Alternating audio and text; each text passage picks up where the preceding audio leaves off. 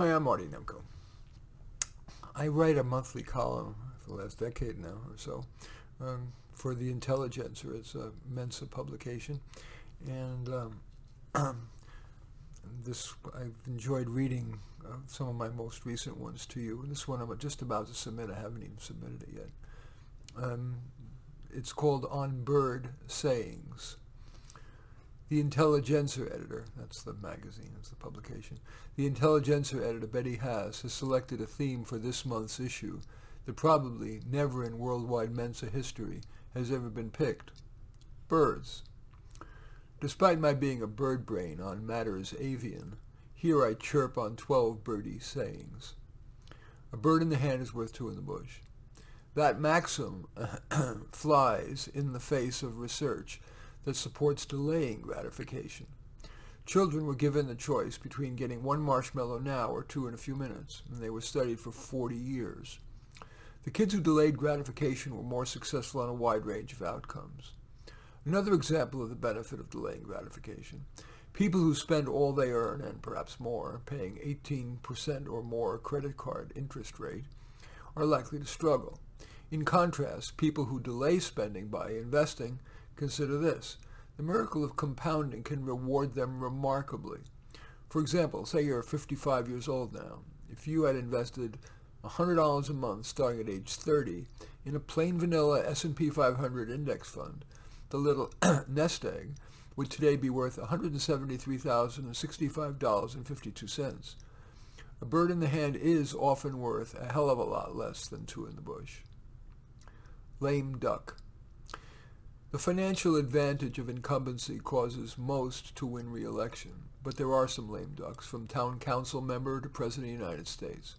I've had lame duck clients. They're sad, of course, and to make it worse, the incumbents and staff too often treat the lame duck as irrelevant, even to be disregarded.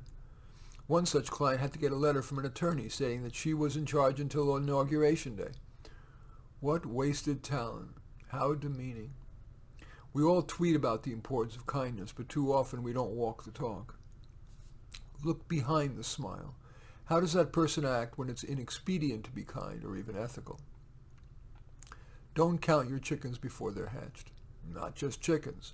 You don't have the money until it is in the bank. Indeed, too many of my job-seeking clients are guilty of premature chicken counting. They've gotten interviewed for a job, but it's far from sure it's going to be offered.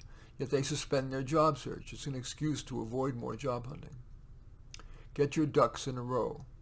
Duck arranging is another way that some of my clients avoid looking for a job, for example, primping their resume and LinkedIn profile far beyond what will help them get an interview. It's not only fine feathers that make fine birds. That was written by Aesop, but a line in Hamlet says the opposite. Apparel oft proclaims the man. I guess,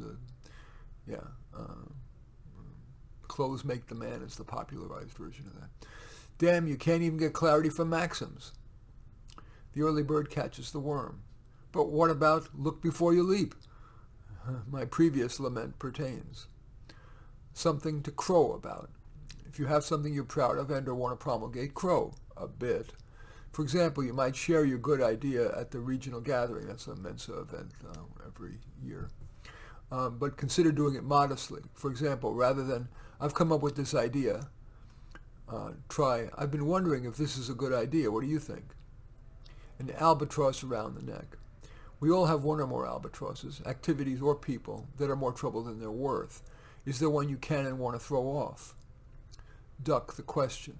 Journalists often let their interviewees duck a probing question. That's especially likely if the journalist is of a different political party than is the interviewee. Ugly duckling. Alas, many people who were an ugly duckling never grew into a swan. The ugly duckling is a comforting children's story, but too rarely a reality.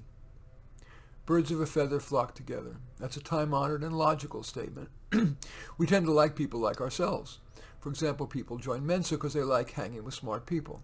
But that adage has become politically incorrect. It was first replaced by veneration of the melting pot, and now the salad bowl. And finally, wise owl. The saying is a wise owl, not a smart owl or a clever owl, and that's for good reason.